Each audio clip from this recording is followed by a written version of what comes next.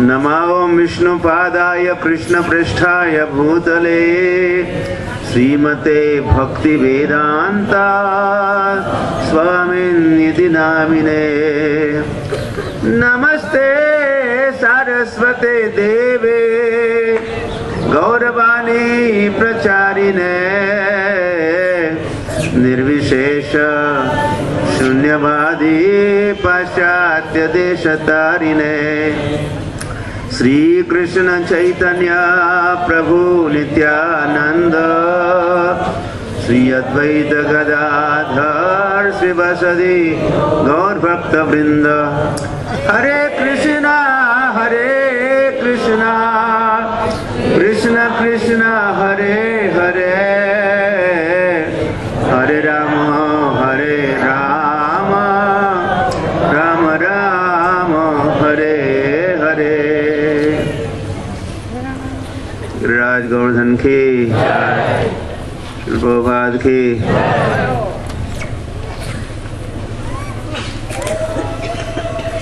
हरे कृष्ण।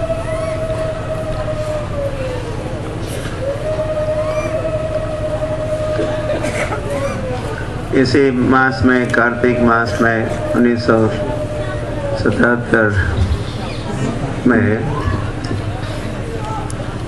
श्रील प्रभुपाद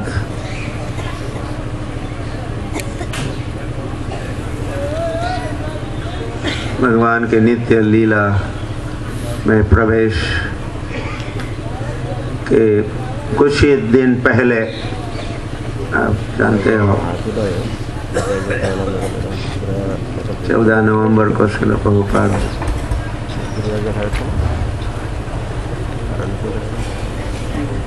गोलोक गमन वृंदावन लीला प्रवेश, तो कुछ दिन पहले श्रील प्रभुपाद की इच्छा थी,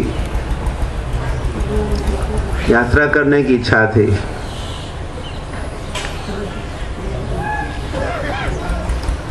और श्रील प्रभुपाद कहाँ की यात्रा करना चाहते थे? गोवर्धन गिरिराज की यात्रा करना चाहते थे।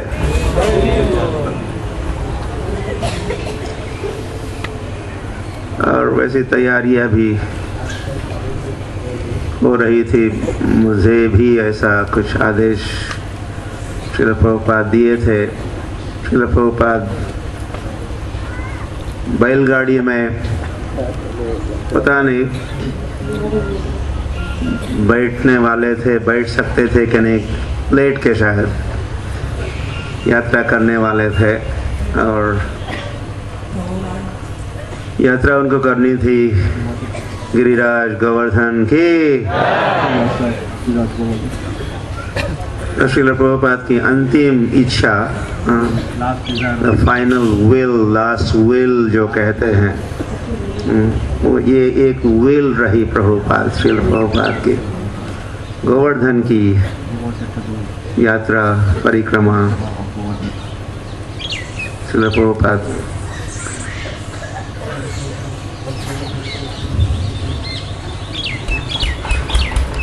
मोरई अभिलाष विलास कुंजे दियोवास।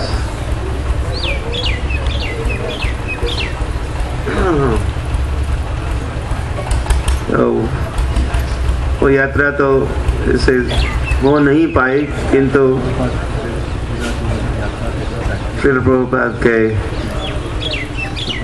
गोलोक गमन नित्य लीला में प्रवेश के उपरांत हम श्रील प्रभुपाद के विग्रह के साथ परिक्रमा जरूर किए थे। श्रील प्रभुपाद के मूर्ति को पालकी में बिठाए, राधा कुंड में स्नान भी कराया था उस श्रील प्रभुपाद की मूर्ति का। और वहाँ से हमने यात्रा प्रारंभ की और श्रील प्रभुपाद के विश्व भर के शिष्य, जिसे आज बड़ी संख्या है, इतनी ही संख्या में कहिए, उन दिनों में तो आप थे नहीं, हमारे साथ नहीं थे या श्रील प्रभुपाद के साथ नहीं थे।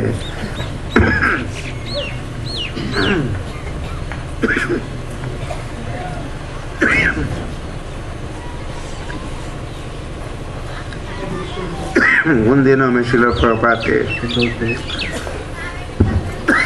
केवल शिष्य ही हुआ करते थे। प्रशिष्य तो बाद में हुए, जैसे आप प्रशिष्य हो। तो सारे जो परिक्रमा कर रहे थे प्रभुपाद के शिष्य ही थे विश्व भर के।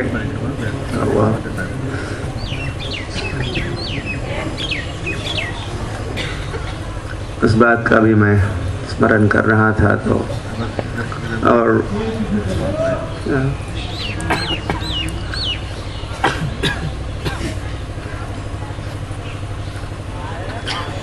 याद बनाए कि सब आपका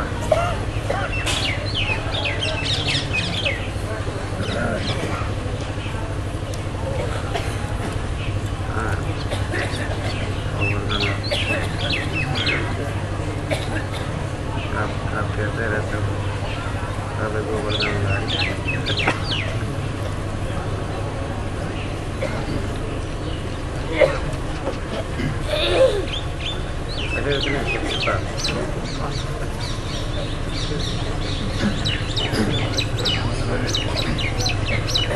राधा रमन महाराज की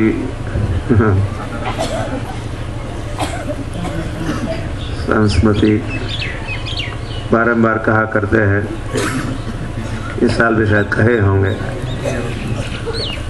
तो वह कबे गोवर्धन गिरी देखी बो नयन भरी, वैसे नरोत्तम दास ठाकुर के ये वचन है।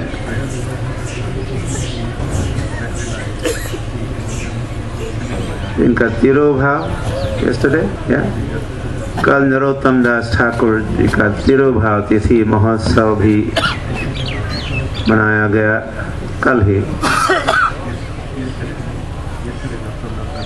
जिन्होंने ब्रज में वास भी किया और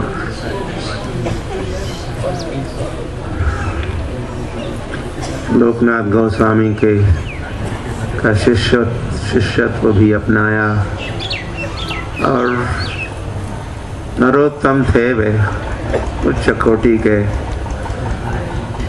महात्मा, चैतन्य महाप्रभु के परिकर।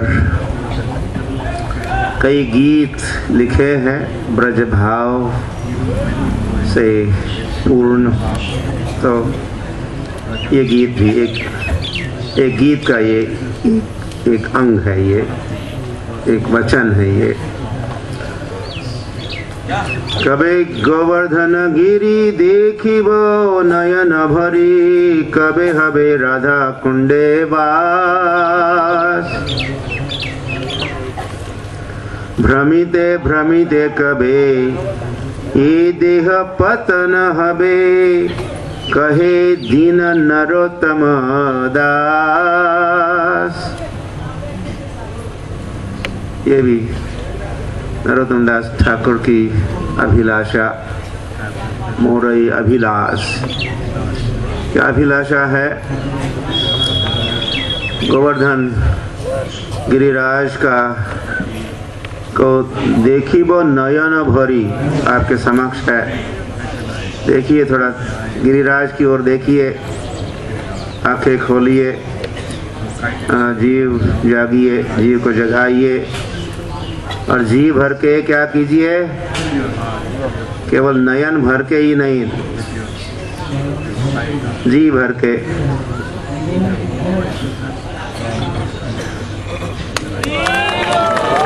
गिरिराज गोवर्धन की।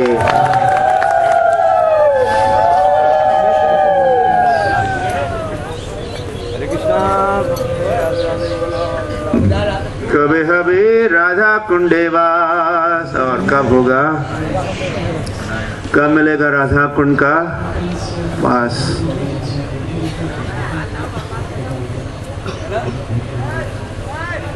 जो हम सभी को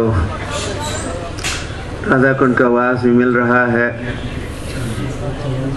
राधा कुंड के तट पर ही आप वास कर रहे हो और भ्रमण हो रहा है। भ्रमिते भ्रमिते कबे एक देह पतन होवे। बस अंतिम सांस तक मैं कहते मैं कब कैसे इस धाम का परिक्रमा भ्रमण करते करते मेरे देह का पतन हो जाए तो कल्याण होगा।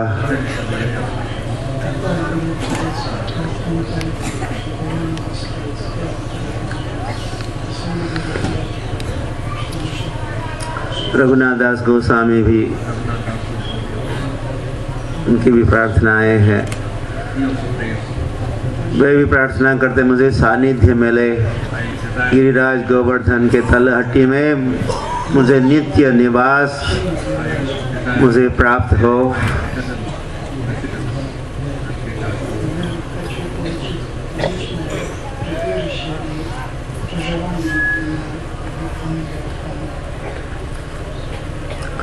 ये गिरि गोवर्धन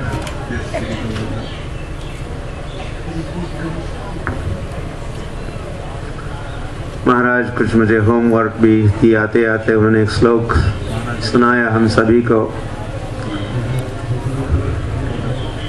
जो वचन तो गोपियों का है। वेणु गीत नामक प्रसिद्ध गीत में गोपियों ने गोवर्धन का स्मरण किया। कौन स्मरण कर रही है गिरिराज का? कौन? गोपियां स्मरण कर रही है। गोपियों के लिए भी संस्मरणीय, स्मरण करने योग्य, प्रातः स्मरणीय, मध्याह्न स्मरणीय, संध्या का स्मरणीय, सदैव स्मरणीय ये गिरिराज गोवर्धन आपस में चर्चा कर रही है और गिरिराज का स्मरण कर रही है। और हम तो हंत अयम अद्रि अबला, उन्होंने कहा ये देखो या ये दूर से उंगली करके दिखाएगा, या वो जो गिरिराज है ये अबलाओ, हम तो अबला है। श्री कृष्ण सबल है या गिरिराज बलवान है और हम तो कुछ भी नहीं है, तो हम तो अबला है, बलहीन है। अबलाओ, एक गोपियों, एक गोपांगनाओ, अयम अद्रि, ये जो अद्रि है, अद्रि पर्वत, गिरिराज, गिरि मतलब पर्वत। कैसा पर्वत? गिरिराज, पर्वतों में पर्वतों का राजा। ये उनको गोपियों ने कहा ये तो हरिदास वर्य है, हरिदासों में श्रेष्ठ गिरिराज के।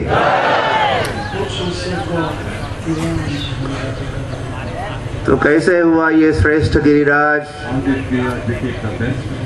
तो यहाँ गिरिराज भगवान भी है और गिरिराज हरिदास भी है, दोनों भी भाव है। गिरिराज कहे थे शैलोस्मि, जब यह अन्योर में कुछ ही दूरी पर हम लोग एक गांव से गुजरे कुछ मिनट पहले, उस स्थली का नाम, उस गांव का नाम अन्योर, और ले आओ, और ले आओ, और क्या ले आओ? और भोग ले आओ, और भोजन ले आओ। तो भगवान बैठे थे गिरिराज के शिखर पर, उन्हें दर्शन दिया और सबसे कहा शैलोस्मि, शैलोस्मि। मतलब क्या कहा उन्होंने? मैं ये गिरिराज पर्वत मैं हूँ। ये गिरिराज शीला कौन है? मैं हूँ। शैल अस्मि, अहम शैल अस्मि, मैं गिरिराज हूँ, भगवान कह रहे थे। तो उसी गिरिराज की पूजा हो रही थी। 5000 वर्ष पूर्व की बात है। हुआ Okay.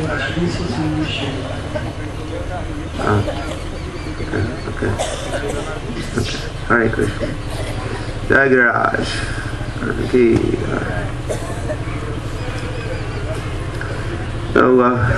तो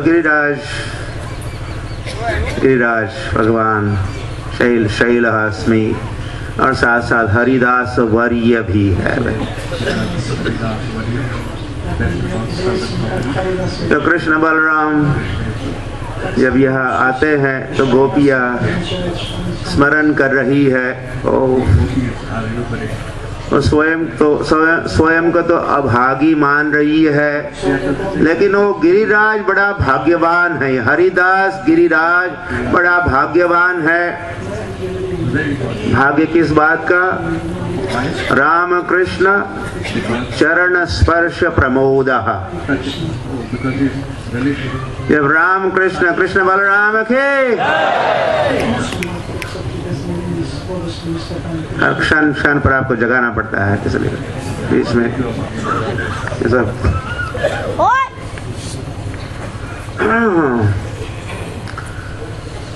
तो राम कृष्ण कृष्ण बलराम जब चढ़ते हैं इस पर्वत पर, हमें नहीं चढ़ना, हम नहीं चढ़ते। हम अपना चरण गिरिराज भगवान पर हम नहीं रख सकते।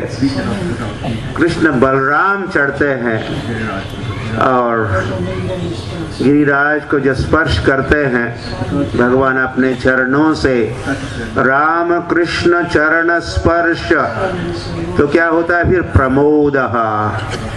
गिरिराज बड़ा हर्षित होता है, गिरिराज बड़ा प्रसन्न होता है। किस बात से? जब उनको कृष्ण बलराम के चरणों का स्पर्श होता है। कौन कह रही है? गोपियाँ कह रही है। और यह गिरिराज यद्मानं तनोति गोगणयोर्तयोः। तो ये जो गिरिराज है सभी का मान सम्मान करता है। मानम तनोति बढ़ाता है। गोवर्धन भी का गोवर्धन, ये गोवर्धन क्या करता है? वैसे गायों को वर्धित करता है, गायों को रष्ट पुष्ट करता है। और इस प्रकार गायों की सेवा करके, अन्य भक्तों की भी सेवा करके, उनका स्वागत करके सभी का मान सम्मान बढ़ाता है। केवल मुख से ही गौरव गाथा नहीं गाता, अन्य भक्तों की, भगवान की या उनके भक्तों की या गायों की तो खूब सेवा करके उनका सम्मान करता है। गो गणयो, गायों की भी और भगवान के मित्रों का सम्मान करने वाला ये गिरिराज धरण के।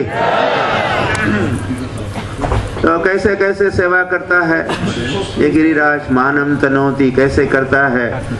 तो गोपियाँ कहती है पानीय। ये तो सबको खूब जल पिलाता है। गिरिराज यह तो जल प्रचुर मात्रा में, कई कुंड भी हम देख ही रहे हैं। गोविंद कुंड के तट पर बैठे हैं कई, अभी अप्सरा कुंड आएगा और कुसुम सरोवर, नारद कुंड पीछे छोड़ा हमने, कई सारे कुंड है। ये भी उसी गिरिराज का ही जल है। मानस सरोवर, वहाँ भी जल है।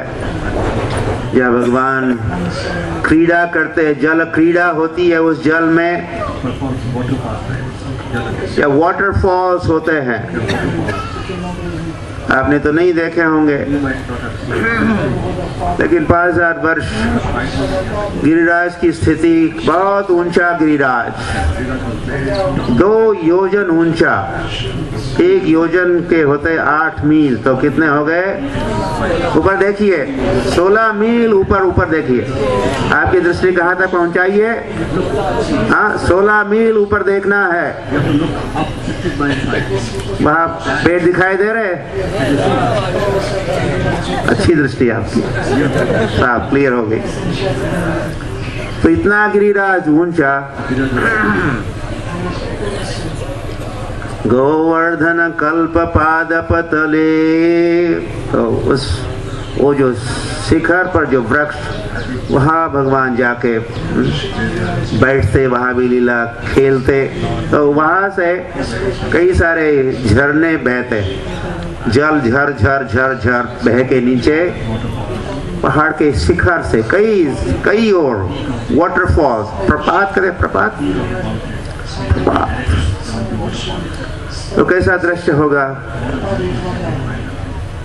उस वक्त का, उस समय का? कोई वीडियो अगर मिलता हमको, आप खरीदते क्या? नहीं। बड़ा ही रमणीय गिरिराज है, रमणीय स्थलिया है, रमणीय तलहटी है। तो पानी प्रचुर मात्रा में, या गाय जल पीती, भगवान भी जल पीते। भगवान कैसे जल पीते? कहीं पर भगवान, या कभी भगवान गाय जैसे पीती जल, गाय जल पीती है तो अपने हाथों का उपयोग करती है, तो वैसे भगवान भी जल पीते बिना हाथ का उपयोग करते हुए। कैसे पीते होंगे?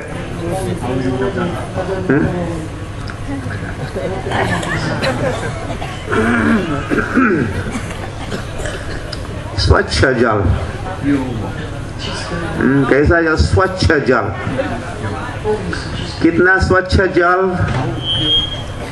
जैसे मुनियों का मन जैसा स्वच्छ होता है, स्वच्छ मुनियों का, मुनि भी स्वच्छ और उनका मन भी स्वच्छ,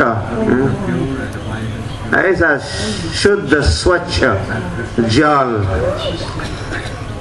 शीतल भी जल और मधुर भी जल, पानी पीने की यहाँ गिरिराज में व्यवस्था। तो गिरिराज पानी खूब प्रचुर मात्रा में पानी, जिसमें फिर स्नान भी करते, गाय जल पीती, बालक जल पीते, स्नान भी होता। पानी सुव्यवस्था, पानी की व्यवस्था, पानी देता है गिरिराज। और क्या देता है? घास, प्रचुर मात्रा में घास, सर्वत्र घास ही घास, हरियाली, कई प्रकार के घास, और मधुर मधुर घास, ताकि ऐसा मधुर घास खा के फिर गाय भी दूध देती, तो वो दूध भी कैसा? मधुर दूध।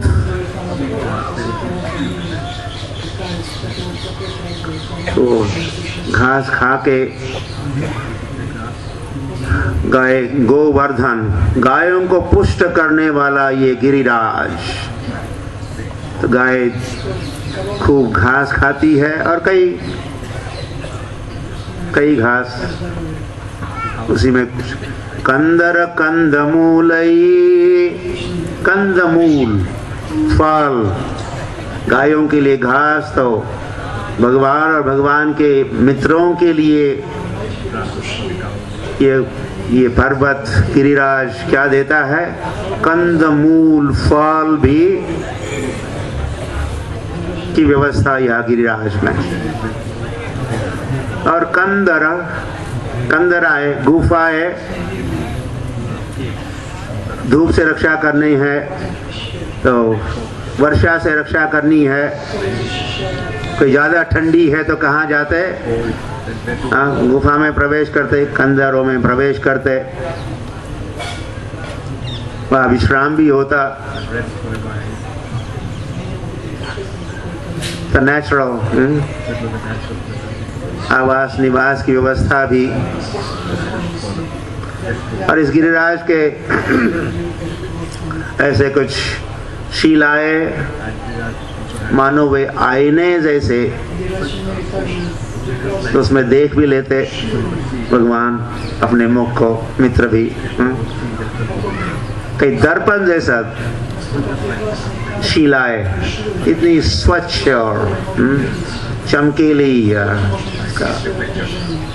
मानो दर्पण है।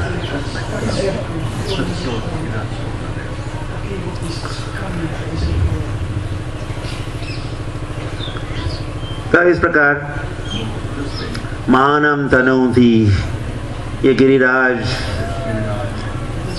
भगवान और कृष्ण बलराम और गाय और उनके मित्र, उनका स्वागत सत्कार सम्मान, उनको रष्ट पुष्ट और कई सारे क्रीड़ा लीला की स्थली ये गिरिराज गोवर्धन। इस गिरिराज को उस इंद्र का मान का दमन करने के लिए वो गर्विष्ठ इंद्र, बस एक समय, हर साल तो पूजा होती ही थी, लेकिन एक साल जब पूजा को रोका गया, रोकने वाले श्री कृष्ण ही थे। आपने जिस सामग्री का कोई इकट्ठा किया है, हे बाबा नंद बाबा, बड़ा संवाद, सुंदर संवाद है, उसी से आप गिरिराज की सेवा करो, पूजा करो, अन्नकूट करो। तो और वैसी तैयारियां भी हुई और भगवान को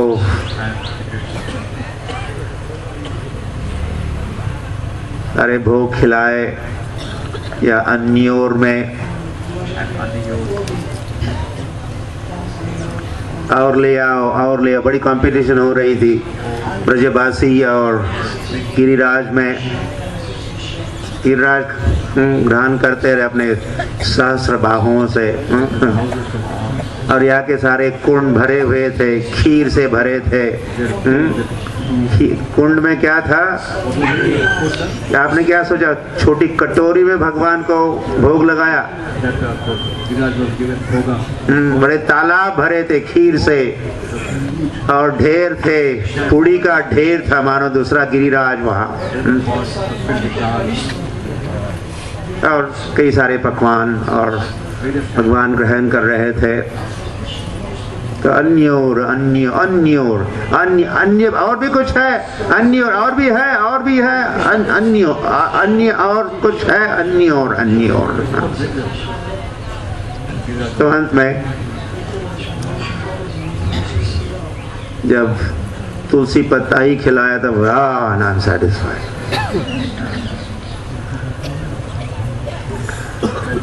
तो फिर उस दिन में से परिक्रमा भी हुई। पहली परिक्रमा में सारे ब्रजवासियों ने परिक्रमा की। कृष्ण बलराम भी परिक्रमा की, लेकिन चले नहीं, वे बैलगाड़ी से जा रहे थे, छोटे थे। तो नंद यशोदा, नंद बाबा तो चले होंगे, माताएं बैठी थी गाड़ियों में, कृष्ण बलराम बैठे थे, गाय आगे थी, और सभी ने इस गिरिराज की परिक्रमा की। तो दूसरे दिन सभी ब्रजवासी गए थे विश्राम घाट, वहाँ स्नान हो रहा था। भाई बहन, भैया द्विज कहते, भैया दूज, भैया द्विज, द्वितीया के दिन सारे ब्रजवासी मथुरा गए, स्नान हो रहा था, स्नान भी किया। और इतने में सारा समाचार इंद्र तक पहुंच गया। उनकी पूजा नहीं हुई तो ये गर्विष्ठ और क्रोधी इंद्र ने वर्षा की व्यवस्था की। संवर्तक बादलों को आदेश दिया, जिन संवर्तक बादलों का उपयोग प्रलय के समय होता है, तो जाओ और खूब वर्षा करो। तो सारे बादल आए, वर्षा हुई, जल सर्वत्र फैल गया। लोग अपने घरों से अपने घरों के छत पर गए तो वहां भी जल आ गया, वहां से पेड़ पर चढ़ रहे हैं, वहां भी जल पहुंच रहा है, सारा ब्रज जलमय हो गया। तो जाए कहा। तो सभी ने स्मरण किया जो गर्गाचार्य ने कहा था नंद बाबा को, तुम कभी परेशानी में हो ब्रजवासियों, कभी विशेष कष्ट है, तो आप सीधे ये कृष्ण कन्हैया के पास पहुंचो। तो सभी कृष्ण के पास पहुंचे, समझ गए क्या समस्या है और गिरिराज की पूजा की। तो गिरिराज की समस्या का कारण है, तो चलो गिरिराज ही कुछ उपाय कर सकते हैं। किसी से कहा नहीं कृष्ण ने, लेकिन कहे कि चलो आ जाओ, आ जाओ, आओ आओ आओ। तो सभी ब्रजवासी कृष्ण आगे आगे जा रहे, पता नहीं कहाँ जा रहे, आ जाओ कर, आ जाओ आ जाओ, सभी कृष्ण के पीछे जा रहे हैं। तो आते आते आते कृष्ण यहाँ पर आ गए और व्हाट नेक्स्ट? तो कृष्ण ने झट से ये जो 16 मील ऊंचा पहाड़ और वृक्ष और पशु और पक्षी और इसका जो परिघ है, ये सरकमफ्रेंस कुछ 21 किलोमीटर 7 कोस की परिक्रमा वाला ये गिरिराज को कृष्ण ने क्या किया? झट से उठाया, कुछ पता ही नहीं चला। वहां आके अभी भी खड़े थे, कृष्ण भी देख रहे थे, कुछ क्षणों तक देखा होगा गिरिराज की ओर, और नेक्स्ट मोमेंट सभी ने क्या दृश्य देखा? वही गिरिराज कृष्ण कोई ज्यादा ऊंचे तो नहीं थे, केवल 7 साल का बालक था। 7 साल का कन्हैया कितना ऊंचा हो सकता है? तो उसने पहाड़ को उठा के अपनी उंगली पर धारण किया और फिर कहा, ब्रजवासियों आ जाओ आ जाओ आ जाओ आ जाओ। कहाँ जाए? इस पहाड़ के नीचे आ जाओ, इस पहाड़ का आश्रय लो। तो सारे ब्रजवासी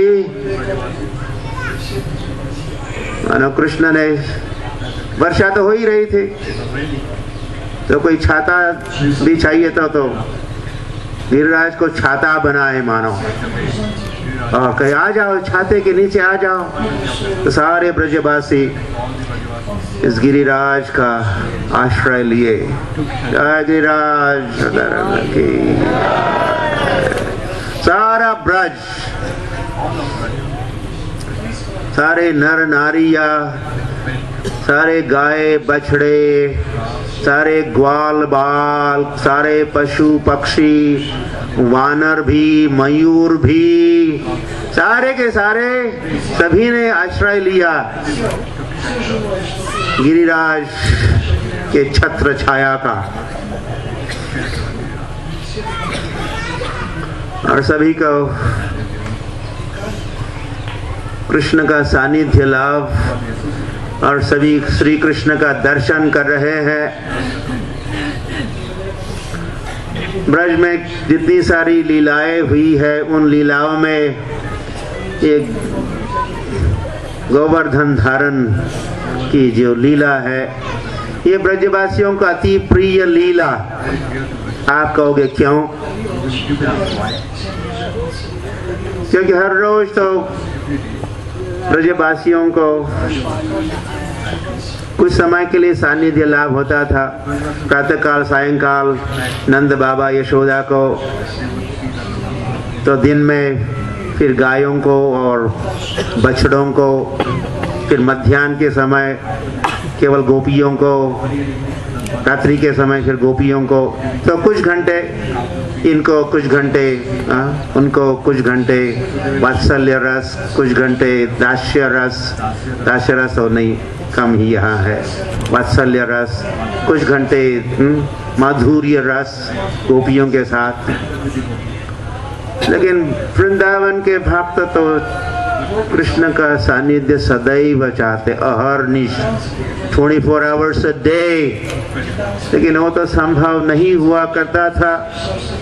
लेकिन जब गिरिराज को धारण किए कृष्ण, तो यहाँ वे 24 घंटे कृष्ण के साथ, और कितने और 24 घंटे, 48 घंटे हो गए, और 24 घंटे 72 आवर्स हो गए, और 24 घंटे, और 24 घंटे, ऐसे कितने 7 बार 24 घंटे, 7 दिवस 7 रात्रि तक भगवान ने इस पहाड़ को उठा के धारण किया।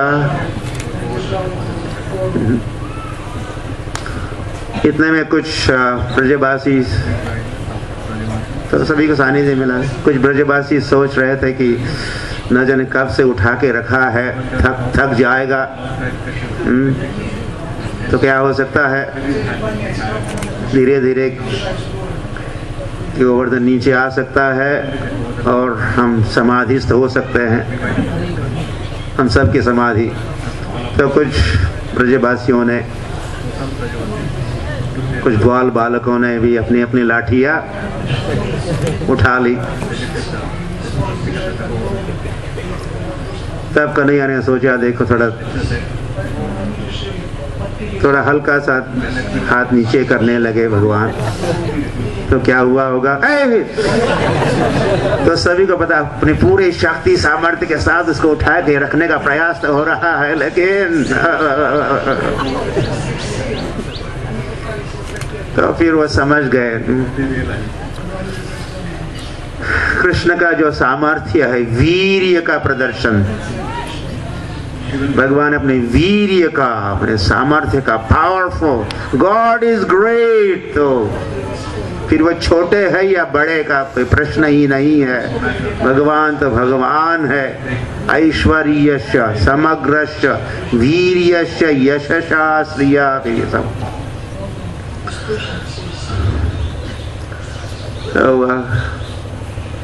तो 7 दिनों के उपरांत,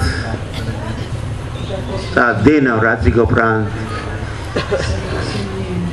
अब वो इंद्र वर्षा कर करके थक गया।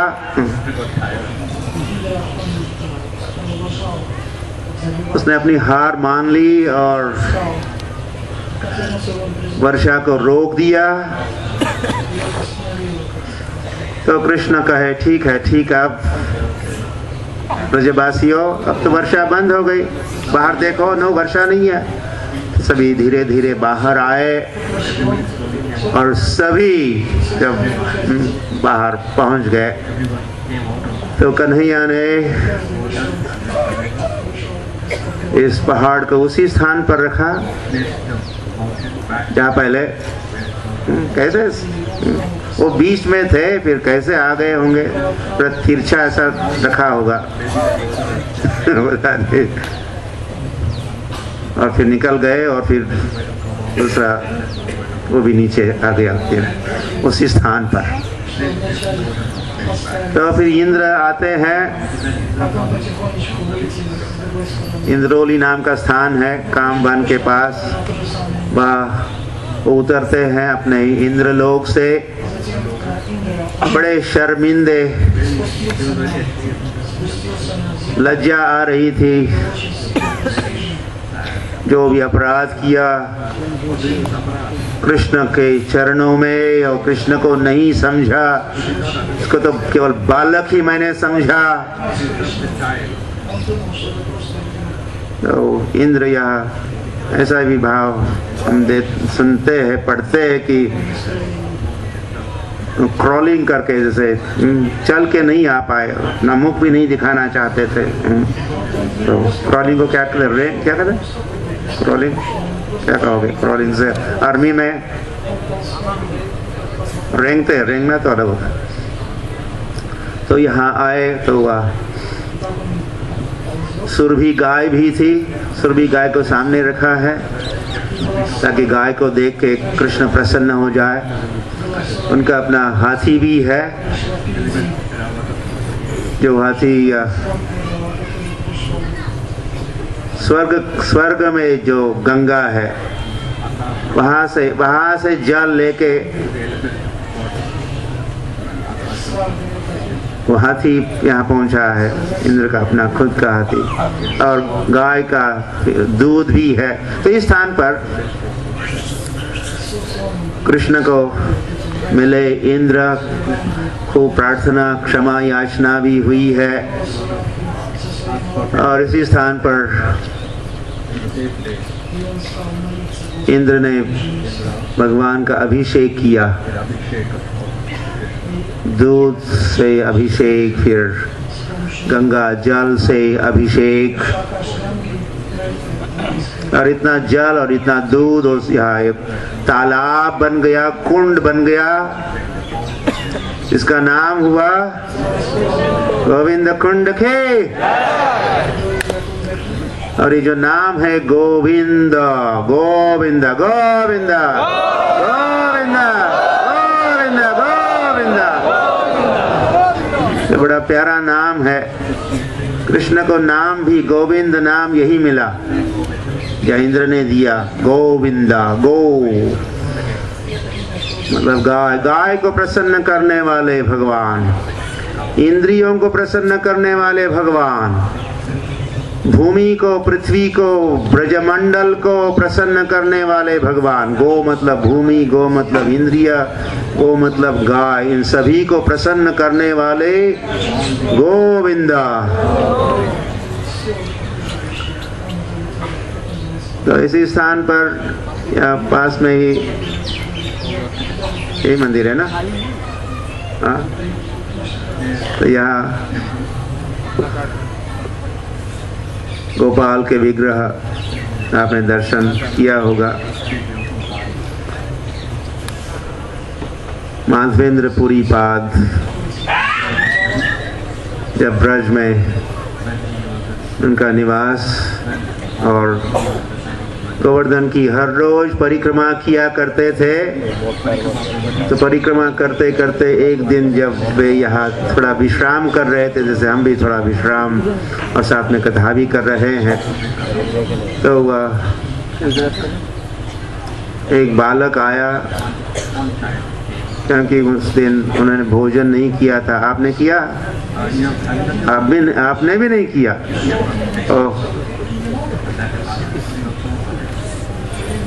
तो उस बालक ने दूध का लोटा लेके आया था। ए, तुमको कैसे पता कि मैंने भोजन नहीं किया? तो साधारण बालक तो था नहीं, तो लोटा, मैं आऊंगा, वापस आऊंगा लोटा लेने के लिए। तो माधवेंद्रपुरी जहाँ दूध प्रसाद को ग्रहण किए, लंबी कथा लीला है ये सारी। और बालक तो नहीं लौटा, लेकिन थोड़ी थके भी थे, तो झपकी लगी, तो उन्होंने स्वप्न में देखा उस बालक, वही बालक, मैं, मेरा विग्रह ही के पास में है, या जो अन्योर है, मुझे बाहर निकालो। भूमि में गाड़ के रखा है रक्षा के लिए। तो बड़ी गर्मी है, बड़ी परेशानी। तो माधवेंद्रपुरी ने दूसरे दिन भगवान के विग्रह को खोज निकाला, यहाँ के अन्योर के अन्य ब्रजवासियों के मदद से, और उसकी स्थापना की और बहुत बड़ा अन्नकूट का महोत्सव मनाया ब्रजवासियों के मदद से। और ये उत्सव होते रहे और धीरे धीरे सेवा बढ़ती गई और मंदिर भी बन गया गोपाल का। तो माधवेंद्रपुरी, फिर यहाँ से माधवेंद्रपुरी गए चंदन लाने के लिए। वही भगवान पुनः स्वप्न में आए थे, अभी मैं गर्मी महसूस कर रहा हूँ, थोड़ा चंदन लेके आओ ना उड़ीसा से। तो जगन्नाथपुरी गए माधवेंद्रपुरी, और रेमुना गए तो फिर वहाँ भी खीर, भगवान ने खीर उनको खिलाई थी उस स्थान पर। तो भगवान का नाम हुआ क्षीरचोर गोपीनाथ। तो माधवेंद्रपुरी फिर वही रहे, समाधिस्थ हुए, वही सेवा किए। और चंदन यहाँ तक पहुँचाने की आवश्यकता नहीं है, मुझ में और मुझ गोपाल में और गोपीनाथ में कोई अंतर नहीं है। वही सेवा करो मेरे विग्रह की, वही सेवा मुझ गोपाल यहाँ वृंदावन तक पहुँच जाएगी। तो वह सेवा भी हुई, वही रहे, वही समाधिस्थ हुए माधवेंद्रपुरी पाद। तो उनके विग्रह का फिर मंदिर यही पर था। तो श्री कृष्ण चैतन्य महाप्रभु जब आए,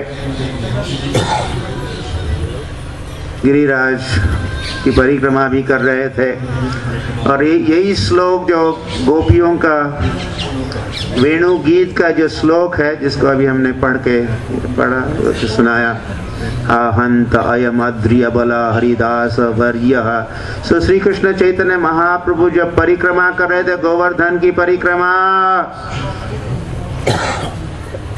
तो इसी श्लोक का उच्चारण करते करते वे परिक्रमा कर रहे थे, कीर्तन भी कर रहे थे, हरे कृष्ण कृष्ण कृष्ण हरे हरे, हरे राम राम राम हरे हरे। और कभी गिर भी जाते, फिर लौटने भी लगते। महाराज ने आपको खूब प्रेरित किया ताकि आप लौट जाओगे, लेकिन आपने तो साहस नहीं किया। लेकिन श्री कृष्ण चैतन्य महाप्रभु कभी गिर जाते, कभी लौटने लगते, कोई शीला को गले लगाते और उस शीला का अभिषेक करते। कैसे? अपने आँखों से जो जल बहता, अश्रु बहते, उसी से गिरिराज की शीला का वे अभिषेक करते। ऐसी परिक्रमा करते करते करते करते हरिदेव का भी दर्शन किया, वहाँ भी नृत्य हुआ। और यहाँ जब आए तो उनकी इच्छा थी वैसे कि ऊपर दर्शन तो भगवान का था, उनका दर्शन करने की इच्छा थी, लेकिन ये भी सोच रहे थे कि मैं ऊपर कैसे चढ़ सकता हूँ। भगवान के गिरिराज पर पैर तो नहीं रखे जा सकते। तो इच्छा तो खूब थी दर्शन की, तो फिर वैसी व्यवस्था हुई, उन्हीं की व्यवस्था, लेकिन किसी को पता नहीं चला व्यवस्था किसकी थी वह। तो यह अनाउंसमेंट होने लगी, कुछ यौवन आ रहे, कुछ मुसलमान आएंगे, तो विग्रह को यहाँ से ले जाना चाहिए। तो यहाँ से जो विग्रह ऊपर रहते थे मंदिर के शिखर पर, वहाँ से गांथोली ग्राम ले गए विग्रह, जहाँ आप परसों के दिन गांथोली ग्राम जाओगे, डीग के रास्ते में, तो वहाँ पर यहाँ के गोपाल के विग्रह वहाँ ले गए। तो श्री कृष्ण चैतन्य महाप्रभु को पता चला कि अब विग्रह कहाँ है, गांथोली ग्राम में है। तो श्री कृष्ण चैतन्य महाप्रभु भागे दौड़े कीर्तन नृत्य करते हुए कहाँ पहुंच गए? गांथोली ग्राम पहुंचे और वहां पर गोपाल का दर्शन किया।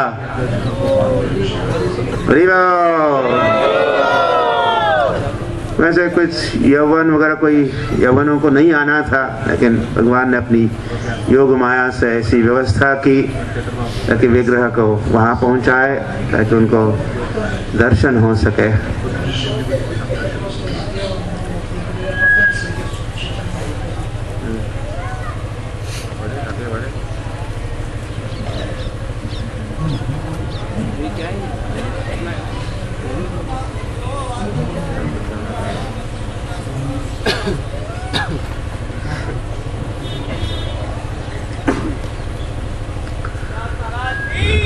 जय हो गिरिराज।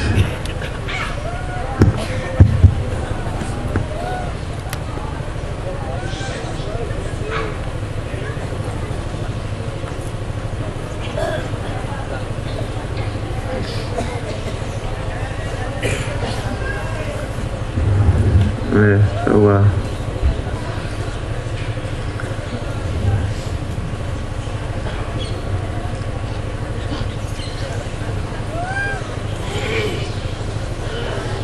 हम सब भाग्यवान है,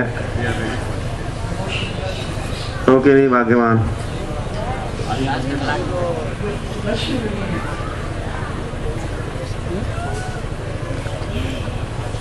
ये परिक्रमा 84 कोस की परिक्रमा, फिर ये एडिशनल परिक्रमा में से 84 कोस में ऐड करना होगा ये, और परिक्रमा करने का हमें सौभाग्य और गिरिराज का आज सानिध्य मिल रहा है। हम जो साक्षात भगवान है, शैलोस्मी या हरिदास वर्य भी है, जिसकी हम परिक्रमा करते हैं, उनका संस्मरण होता है। उनका मंदिर में हम परिक्रमा करते विग्रह की, तो विग्रह का स्मरण करते हुए हम लोग परिक्रमा करते हैं। और जिसकी हम परिक्रमा करते हैं उस उनका संस्मरण करते हैं, स्मरण करते हैं, उनसे हम लोग आसक्त होते हैं, अपना संबंध स्थापित करते हैं विग्रह के साथ। तो वही भाव यहाँ पर भी है। हम गिरिराज की परिक्रमा